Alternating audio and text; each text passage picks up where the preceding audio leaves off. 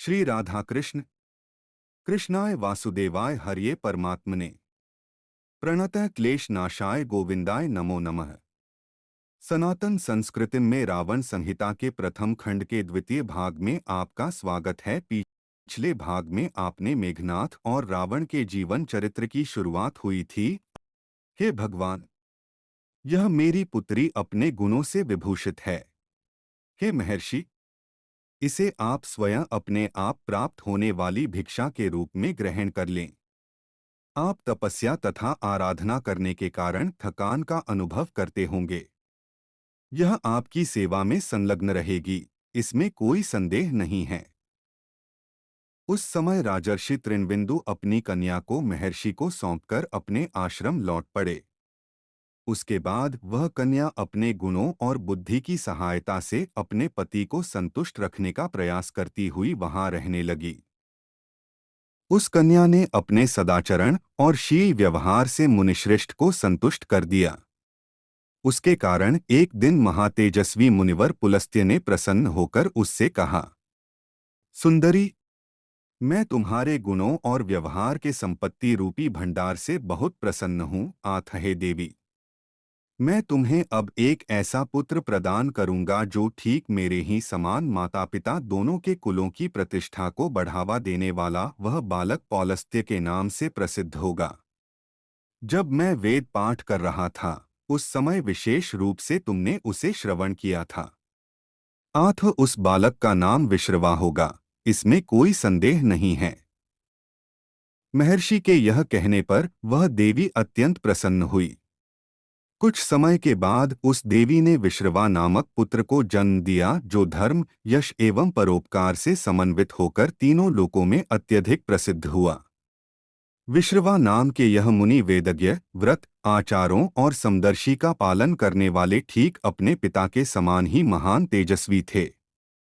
महर्षि पुलस्त्य के यह पुत्र मुनिश्रेष्ठ विश्रवा कुछ ही वर्ष बाद पिता की भांति तपस्या करने लगे थे।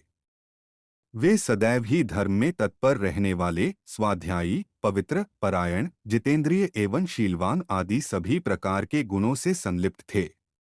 महामुनि विश्रवा के इन महान गुणों तथा सद्वृत्तों के बारे में जानकारी पाकर महामुनि भारद्वाज ने देवांगनाओं के समान अपनी सुंदर कन्या का विवाह उनके साथ कर दिया। मुनिश्रेष्ठ धर्मज्ञ विश्रवा ने महर्षि भारद्वाज की कन्या को प्रसन्नतापूर्वक तथा धर्मानुसार ग्रहण किया। फिर जन प्रजा के हित चिंतन करने वाली बुद्धि द्वारा जनकल्याण की कामना करते हुए उन्होंने उस कन्या के गर्भ से एक पराक्रमी तथा अद्भुत पुत्र उत्पन्न किया, जो उनके समान ही समस्त गुणों से संपन्न था। उस बालक में सभी ब्राह्मणोचित गुण विद्यमान थे। बालक के जन्म से महर्षि पितामह पुलस्त्य मुनि अत्यंत प्रसन्न हुए। उन्होंने अपनी तपस्या शक्ति द्वारा ध्यान करके देखा तो उनको ज्ञात हुआ कि यह बालक आगे चलकर धनाध्यक्ष होगा तथा कल्याणप्रद बुद्धि वाला होगा। इस बात को जानने के बाद महर्षि पुलस्त्य ने प्रसन्न होकर अन्य देवर्षियों के साथ मिलकर उस बालक का नामकरण कर दिया। वे बोले कि मेरे पुत्र विश्रवा का यह पुत्र उसके गुणों के समान ही है, यह वैश्रवण नाम से सुप्रसिद्ध हुए। इसके पश्चात वैश्रवण, जो कुबेर नाम से प्रसिद्ध हुए, उस तपोवन में रहते हुए हवनकुंड में प्रज्वलित आग के समान महातेजस्वी और तपस्वी के रूप में बढ़ने लगे। आश्रम में रहते हुए महात्मा वैश्रवण के मन में यह विचार उत्पन्न हुआ कि वे वहां उत्तम धर्म का आचरण करें, क्योंकि धर्म कर्म का काम ही परमगति है। राधे राधे। सनातन संस्कृति में आने के लिए धन्यवाद और चैनल को लाइक, शेयर और सब्सक्राइब जरूर से करें। राधे राधे। हमारे प्यारे श्री श्यामा श्याम सरकार की इस चैनल के प्रथम 4 सब्सक्राइबर के परिवार को मुझ दास की ओर से बधाइयाँ। जय श्री राधे श्याम।